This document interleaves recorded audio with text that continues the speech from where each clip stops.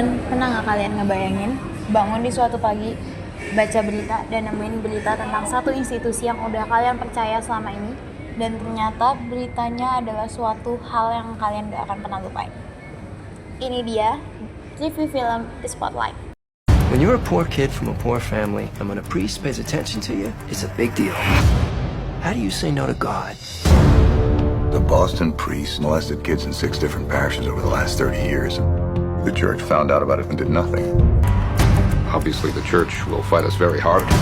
6% act out sexually. 6% is 90. 90 priests. If there were 90 of these bastards, people would know.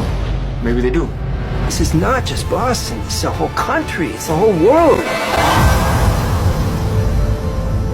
Hai everyone, aku Kanza Diasa Lira dari penerbitan 2E dan ini adalah review film Spotlight. Udah melakukan research untuk melihat pemeran-pemeran di film The Spotlight ini. Di film The Spotlight ini pemeran utamanya ada tim Spotlight itu sendiri. Yang pertama ada Mark Ruffalo as Michael Resendes yang bekerja sebagai reporter di investigasi di tim The Spotlight ini.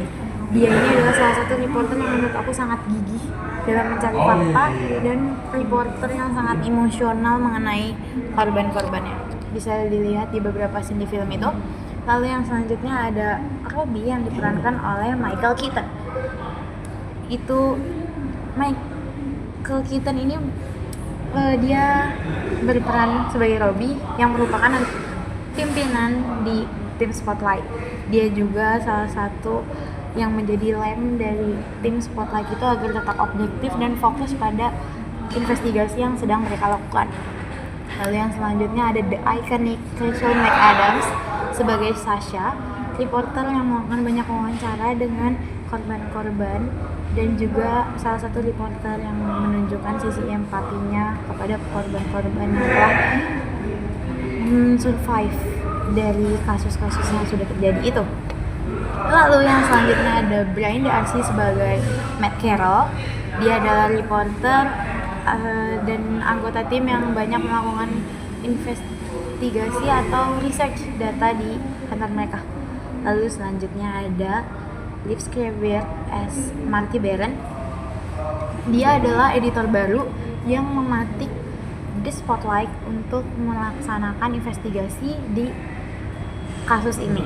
Lalu yang selanjutnya ada John Slater sebagai Ben Bradley, editor yang mendukung tim Spotlight di kantor mereka yaitu The Boston Globe.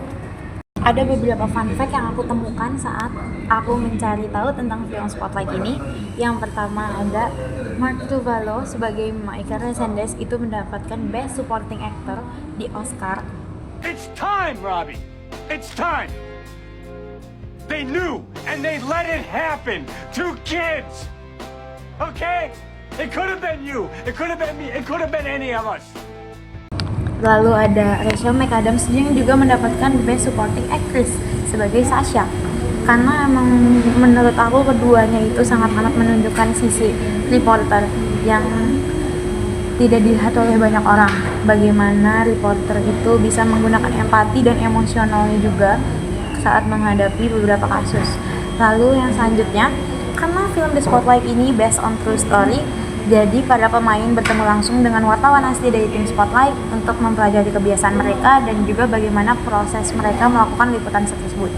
Dari cara kerja mereka, kebiasaan, dan berbagai detail-detail kecil yang mereka lakukan di film tersebut. Dan terdapat beberapa korban juga yang sebenarnya namanya tidak disamarkan di film tersebut, dan dialog tersebut juga merupakan percakapan asli antara wartawan dengan korban asli dari cerita yang diadaptasi untuk film ini.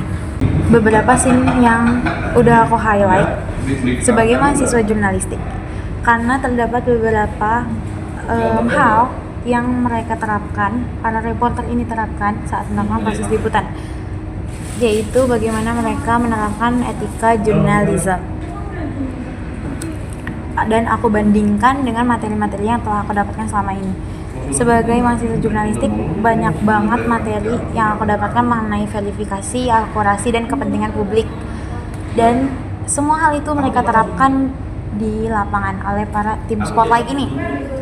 Ada satu momen di mana Mark Ruffalo as Michael Rezendes itu melakukan wawancara dengan salah satu pengacara yang menangani korban-korban dari pelecehan seksual tersebut. Dan sang pengacara ini merasa keberatan saat mau diwawancara oleh Michael sebenarnya.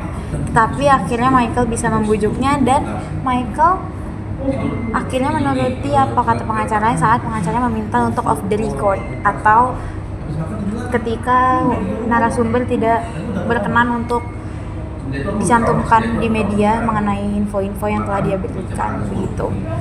Lalu tim Spotlight juga memastikan bahwa bukti-bukti yang mereka dapatkan sudah cukup untuk diterbitkan di berita.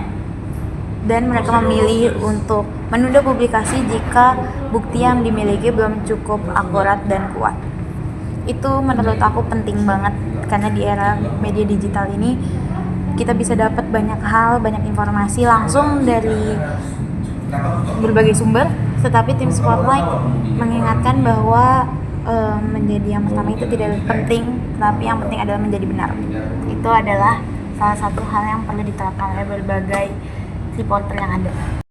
Untuk film Spotlight aku kasih nilai 9/10, bukan karena film ini adalah suatu film yang bikin deg-degan atau memberikan kesan lainnya, tetapi film ini memberikan kesan tersendiri untuk aku sebagai mahasiswa jurnalistik, bahwa sebenarnya berita itu bisa membawa perubahan sosial yang besar jika dilakukan dengan ketelitian dan keberpihakan kepada publik. Media harus independen dan berpihak kepada publik.